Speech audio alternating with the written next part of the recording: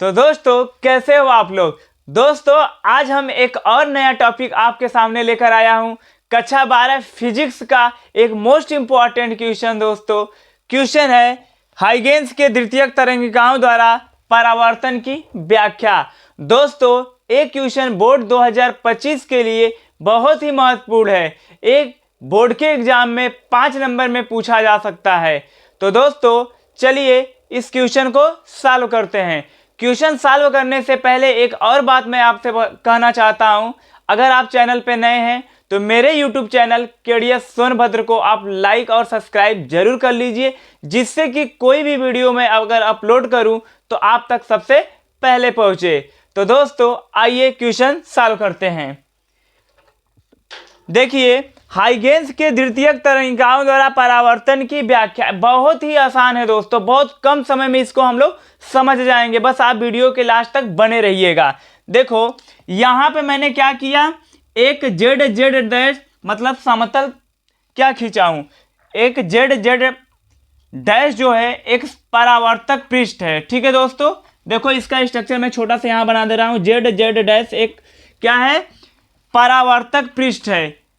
Clear, जिस पर समतल तरंगाग्र ए बी तिरछा आपतित हो रहा है। इसको ध्यान से समझिएगा, जिस पर समतल तरंगाग्र, यहां पर ध्यान देना, समतल तरंगाग्र कौन है, ए बी समतल तरंगाग्र इस जो समतल पृष्ठ था जेड जेड डैश पर तिरछा आपतित हो रहा है, ए बी। ठीक है, चलो जब तरंगाग्र का बिंदु ए परावर्तक पृष्ठ से टकराता है, मतलब जब तरंगाग्र का बिंदु ए परावर्तक पृष्ठ से टकराएगा, ठीक है, तब वह द्वितीयक तरंगिकाओं की भांति व्यवहार करता है।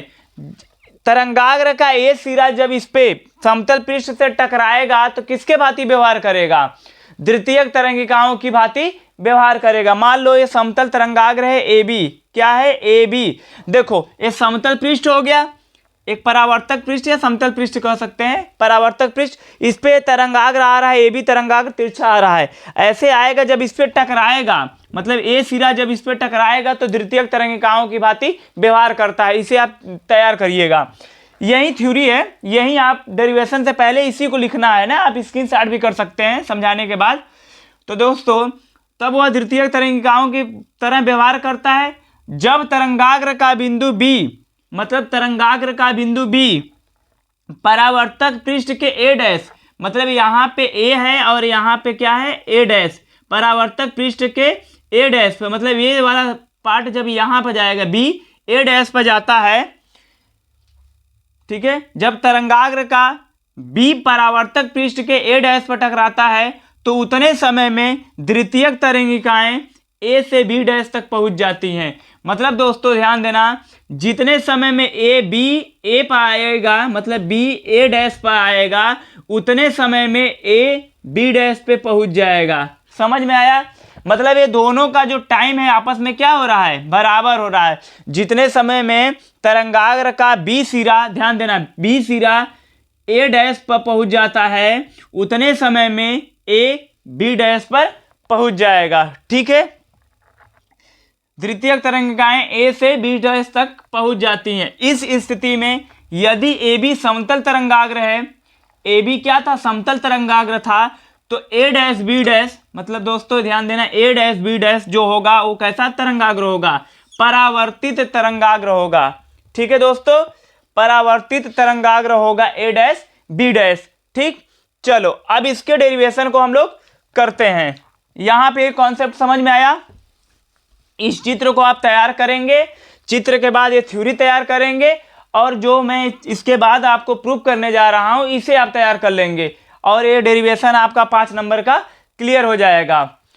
तो देखो दोस्तों यहां पे ध्यान देना, अगर ये देखो चाल बराबर क्या होता है, दूरी बराबर क्या होता है, अगर मैं बात करूं दूरी बराबर तो क्या होता है, चाल गुणे समय होता है। एक चीज यहां पर ध्यान देना, अगर मान लेते हैं दूरी ये क्या था, ए बी डैश पर जितना टाइम में पहुंचता है, ए बी डैश दूरी है, तो उतने में चाल अगर मान लेते हैं वी और समय टी है, तो क्या हो जाएगा, वी टी।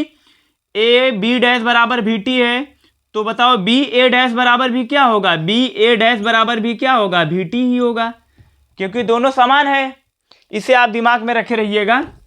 ठीक है, तो यहां पर दोस्तों क्या मानेंगे, त्रिभुज लेते हैं, ये दो लाइन आप क्लियर रखिएगा तो हमेशा माइंड में। इसके बाद यहां पर हम त्रिभुज लेंगे, कौन कौन सा त्रिभुज लेंगे, ए बी ए डैश, ठीक है, त्रिभुज ए बी ए डैश व त्रिभुज A B dash A dash में, A B dash A dash में। इसमें ध्यान दीजिए क्या क्या बराबर है। देखो ए बी ए डैश इस त्रिभुज में और A B dash A dash, इन दोनों त्रिभुज में ए डैश और ए डैश दोनों त्रिभुज में आ रहा है कि नहीं आ रहा है। एक देखो त्रिभुज ए वाला बड़ा वाला बना त्रिभुज, एक यहां से त्रिभुज ऐसे गया, उसमें भी ए डैश आ रहा है, और इस वाले त्रिभुज में भी क्या आ रहा है, ए डैश। तो हम कह सकते हैं इसमें क्या है, ए डैश बराबर ए डैश, दोनों में है तो इसको लिख सकते हैं उभयनिष्ठ। क्या लिखेंगे दोस्तों, उभयनिष्ठ, ठीक है। अब देखो और क्या है, इन दोनों त्रिभुज में ए बी ए डैश, जो बी कोण होगा वो 90 अंश है, तो इसको लिख सकते हैं ए बी ए डैश। अब इसी के बराबर कौन होगा, A B dash A dash, A भी कोण कितना होगा, 90 अंश होगा। तो इसमें हम लिख सकते हैं ए कोण ए बी और ए डैश बराबर कोण A B dash A dash. यहां पे दोस्तों क्या लिखेंगे, प्रत्येक 90 अंश या प्रत्येक 90 डिग्री या प्रत्येक समकोण, ठीक है, ऐसे लिख सकते हैं। अब बताओ, इसमें एक भुजा बराबर हो दिखा दिए, एक कोण दिखा दिए, और एक और भुजा दिखा दो बराबर। कौन भुजा, देखो इस त्रिभुज में जो होगा बी ए डैश जितना होगा उतना होगा बी डैश ए डैश, नहीं, देखो इस त्रिभुज में देखना दोस्तों, बी ए डैश जितना होगा और उतना ही क्या होगा, ए बी डैश दोनों क्या है, VT के बराबर। तो हम लिख सकते हैं, क्या लिख सकते हैं, ए बी डैश बराबर बी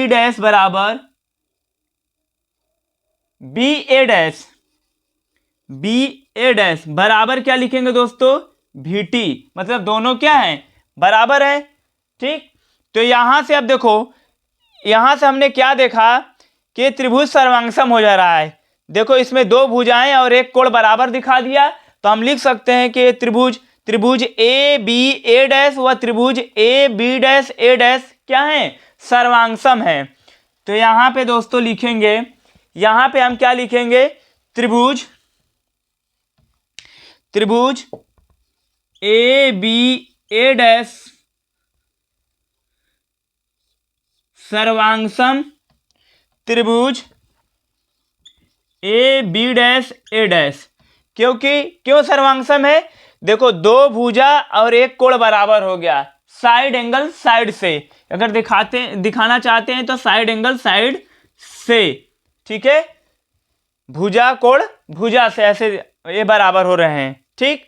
अब देखो जब त्रिभुज बराबर हो जाएगा दोस्तों, तो उनके कोण भी आपस में क्या होंगे, जब सर्वांगसम त्रिभुज हो जाएगा तो हम कह सकते हैं कि बताओ, तब यहां पे क्या लिखेंगे, कोण बी ए डैश, तब हम कह सकते हैं कि तब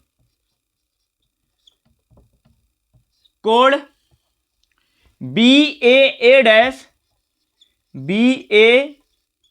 डैश बराबर कोण क्या होगा दोस्तों, बराबर हो जाएगा बी डैश ए डैश ए। अच्छा आप बताओ बी ए डैश कितना है, बी ए डैश पूरा आई है, तो इसको कोण आई लिख सकते हैं। और इसको क्या माने दोस्तों, यहां पर देखो क्या होगा, कोण आर, बी डैश ए का मान है आर, तो इसको लिख सकते हैं कोण आर। यही तो परावर्तन का नियम होता है, कोण आई बराबर कोण आर होता है, मतलब आपतन कोण हमेशा किसके कोण के बराबर होता है, परावर्तन कोण के। तो इसी को हम आगे क्या लिखेंगे, आगे लिखना चाहते हैं तो हम लिख सकते हैं आपतन कोण बराबर परावर्तन कोण, अतः लिख देंगे, अतः आपतन कोण आई बराबर परावर्तन कोण आर हो जाएगा दोस्तों। यही हाइगेंस के द्वितीयक तरंगिकाओं का उपयोग करके हम लोग क्या किए, परावर्तन की व्याख्या कर लिए। ठीक है दोस्तों, तो दोस्तों इसे आप स्क्रीनशॉट कर लीजिए। तो दोस्तों आज का वीडियो आप लोगों को कैसा लगा, आप मेरे YouTube चैनल केडीएस सोनभद्र पे कमेंट करके जरूर बताइएगा। तो दोस्तों मिलते हैं जल्द ही नए वीडियो में, तब तक के लिए धन्यवाद।